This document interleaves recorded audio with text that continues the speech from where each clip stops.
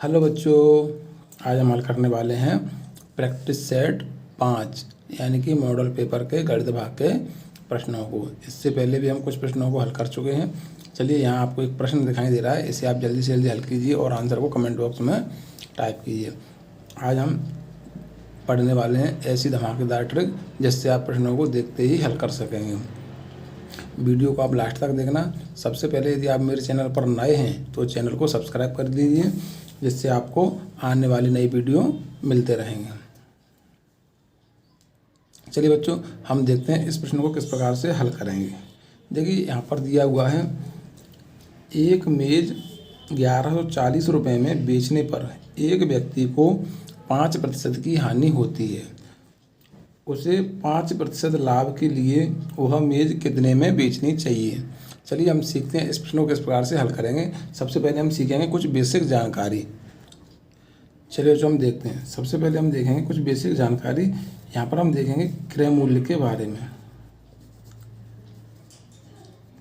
क्रय मूल्य बराबर यानी क्रय मूल्य बच्चों हमेशा क्या होती है, क्रय मूल्य हमेशा 100% होती है। ध्यान रखिए इस बात को, क्रय मूल्य हमेशा कितनी होती है, 100% होती है। यदि विक्रय मूल्य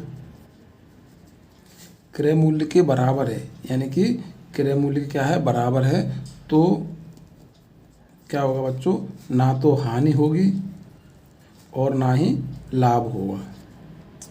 यदि विक्रय मूल्य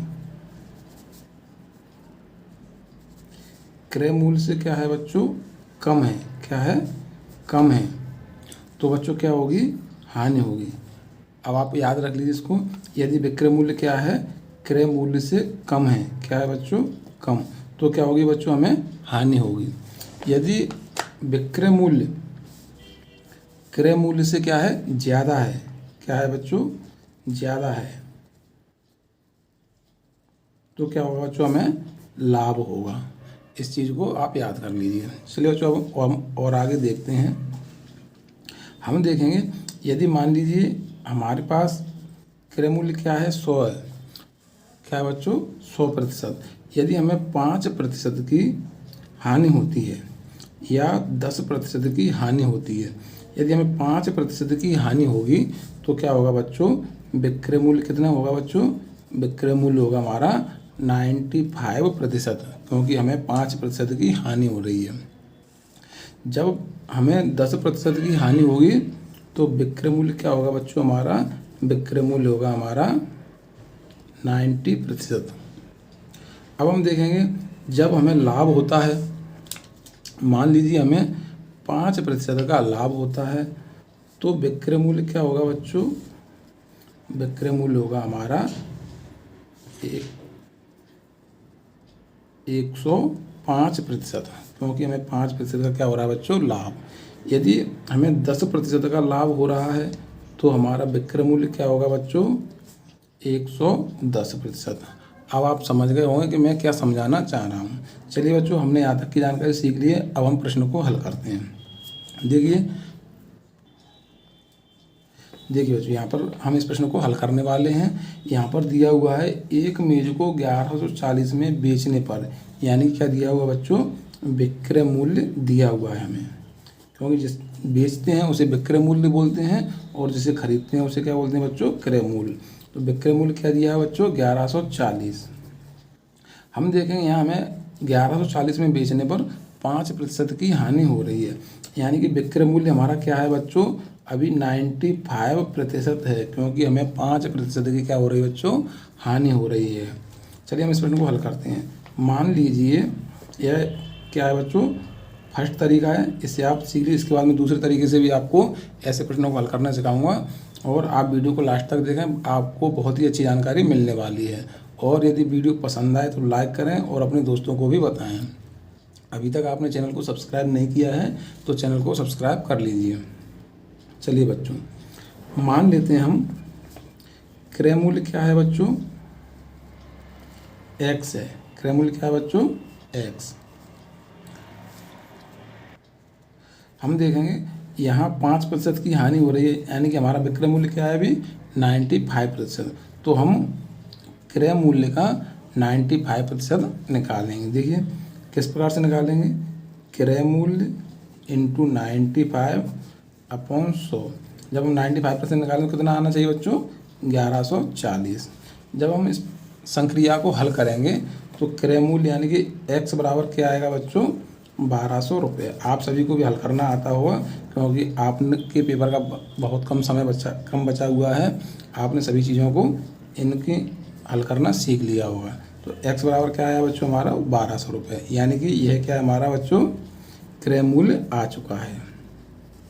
अब बच्चों हम प्रश्न में देखेंगे आगे, हमें प्रश्न में बताया है उसे बेचने पर हमें 5% का लाभ चाहिए। यदि हम उसको फिर से बेचते हैं तो हमें 5% का लाभ चाहिए, यानी कि अब हमारा विक्रय मूल्य कितना होना चाहिए बच्चों, 105% होना चाहिए। क्योंकि मैंने बताया था क्रय मूल्य हमेशा क्या रहता है बच्चों, 100%। जब लाभ होगा तो विक्रय मूल्य कितना हो जाएगा, 105%। अब हम इस क्रय मूल्य का 105% निकालेंगे। चलिए बच्चों, तो विक्रय मूल्य का हम 105% निकालेंगे तो कैसे निकालें बच्चों, क्रय मूल्य इंटू 105/100।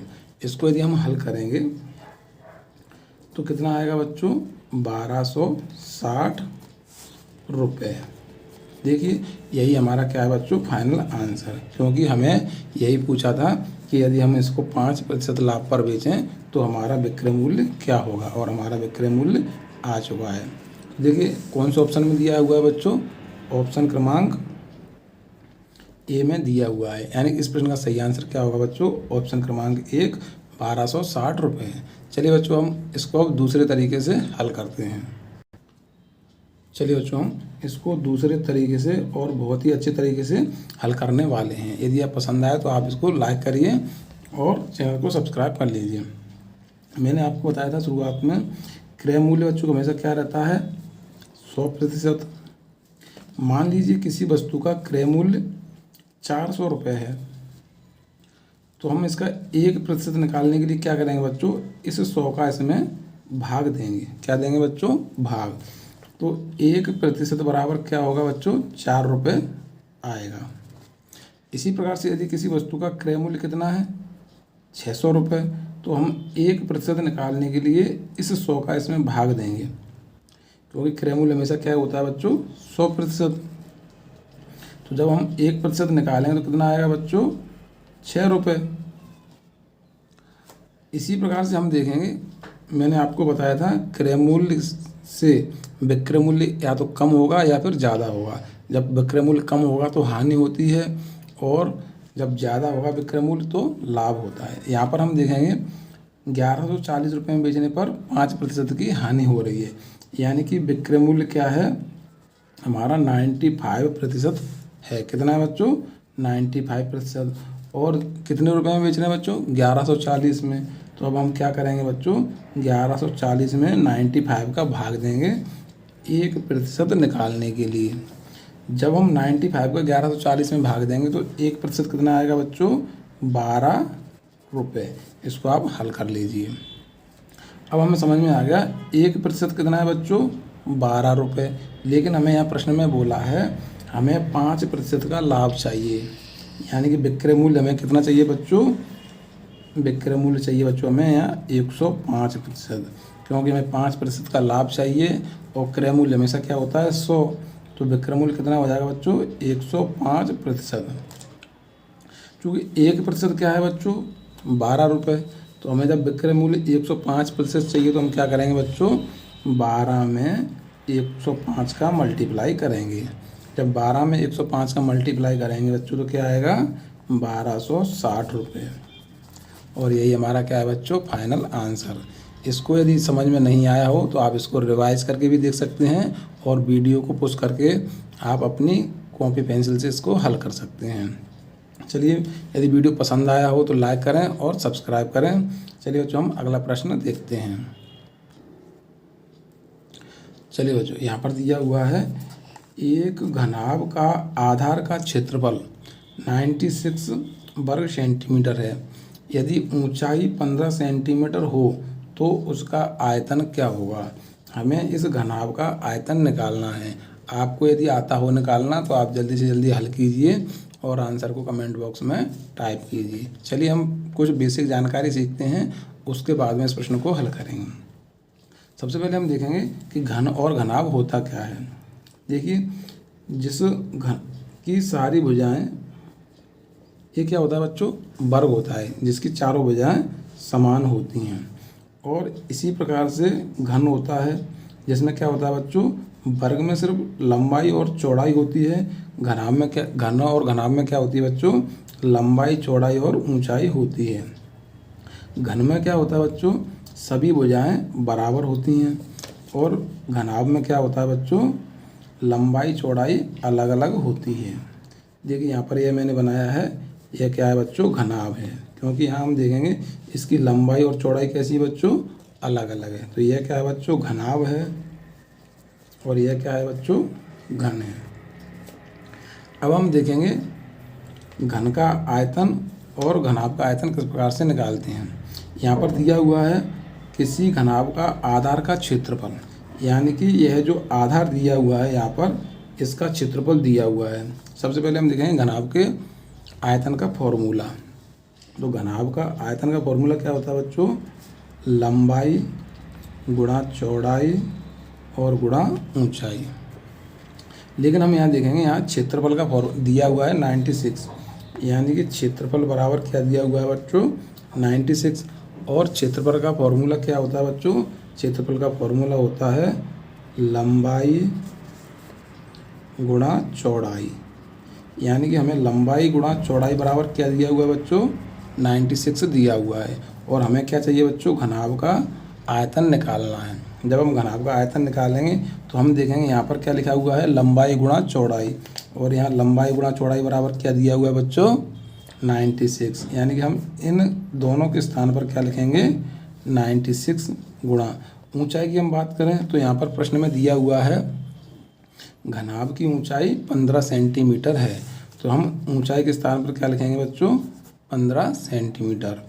अब हम 96 और 15 का मल्टीप्लाई करेंगे। यदि हम इन दोनों संख्याओं का मल्टीप्लाई करेंगे तो कितना आएगा बच्चों, 1440 घन सेंटीमीटर। यही क्या है बच्चों, फाइनल आंसर। अब आपको समझ में आ गया होगा ऐसे प्रश्नों को किस प्रकार से हल करना है। तो इस प्रश्न का सही आंसर क्या होगा बच्चों, ऑप्शन क्रमांक 2, 1440 घन सेंटीमीटर। यदि वीडियो पसंद आया हो तो लाइक करें और चैनल को सब्सक्राइब करें। मिलते हैं अगले वीडियो में। धन्यवाद बच्चों।